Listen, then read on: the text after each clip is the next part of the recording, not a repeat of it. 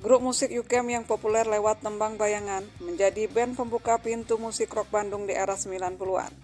Pasalnya corak musik band rock dan heavy metal pada saat itu didominasi oleh Surabaya dan Jakarta.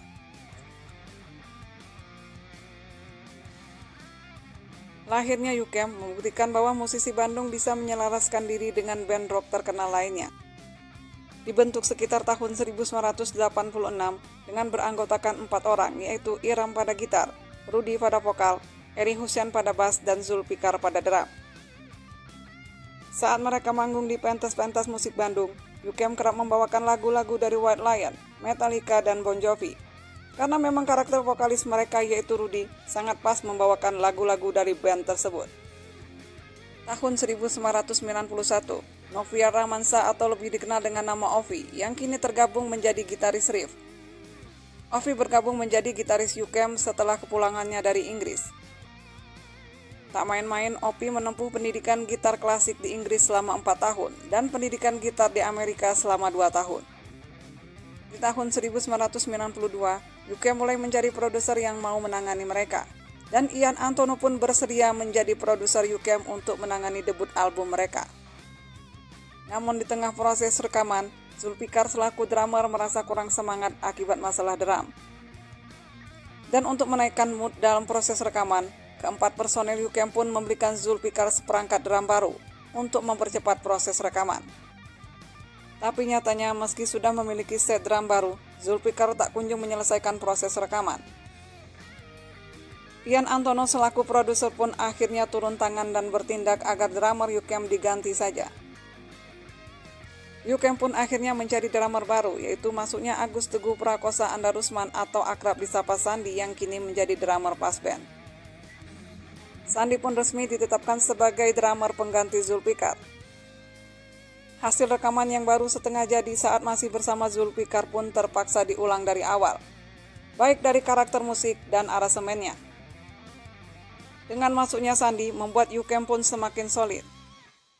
Proses rekaman Yukem pun akhirnya selesai dan album perdana mereka dirilis pada Juni 1993 bertajuk Bayangan. Mereka pun gencar promo ke stasiun radio-radio di Bandung.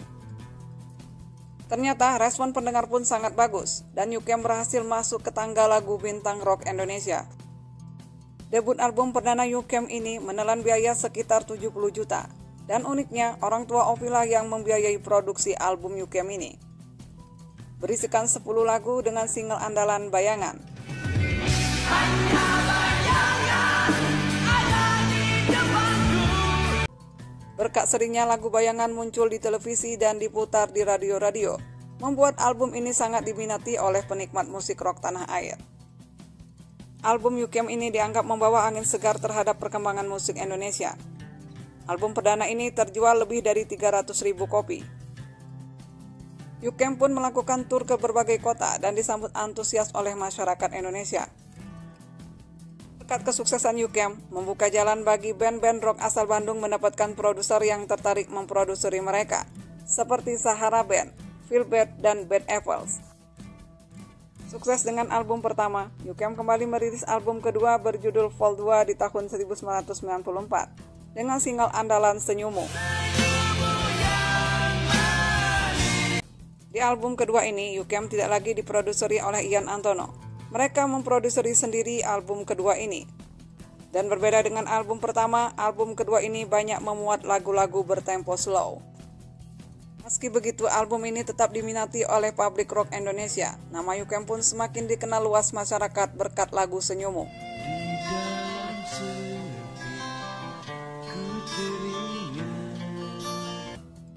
Yukem juga sempat mengeluarkan single Aku Cinta dalam bentuk kompilasi bersama Punky Deas, Eki Lamo, Kamikaze, dan Red Spider.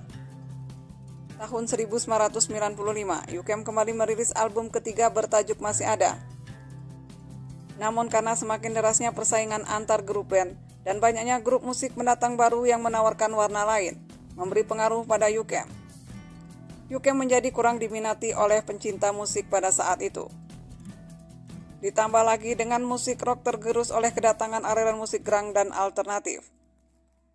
Namun dengan keadaan ini, U-Camp pun tak patah semangat. Mereka terus berkarya dan kembali merilis album kompilasi kedua bertajuk Ku Ingin di tahun 1997. Di album ini menjadi album terakhir Opi bersama U-Camp. Opi memutuskan hengkang dari U-Camp karena perbedaan visi bermusik. Sebelum menjadi gitaris Riff, Opi sempat tergabung bersama Sahara di tahun 2001.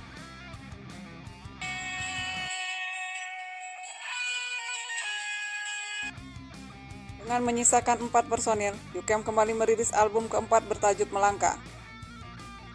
Di tengah krisis moneter yang menimpa Indonesia di tahun 1998, U-Camp kembali eksis lewat album keempat mereka ini.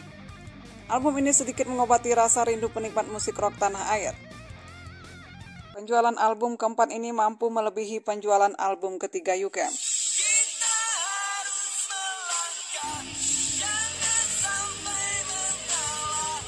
Bertahan cukup lama dengan 4 personil. Akhirnya Eri dan Rudy pun memutuskan keluar. Begitu juga dengan Sandi yang lebih memilih bergabung dengan Pas Band menggantikan Richard Muter.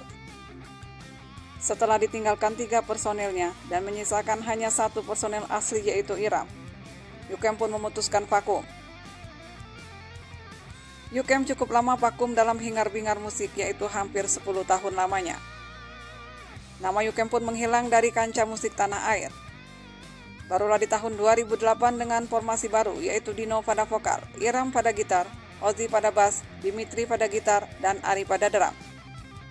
Formasi anyar ini berhasil merilis album kelima berjudul Apa Kabar.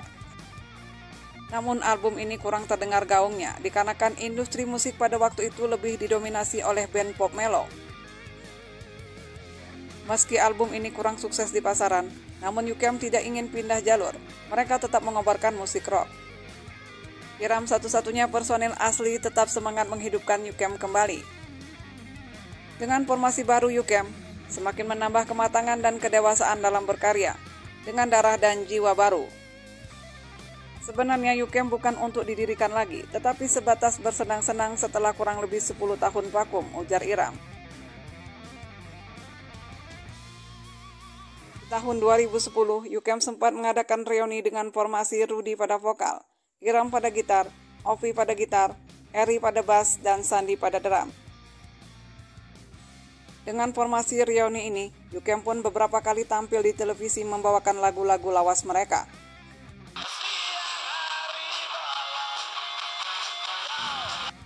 Meski kini para personil asli U-Camp telah tergabung dengan band lain, namun para mantan personil U-Camp ini tetap memberi dukungan pada U-Camp.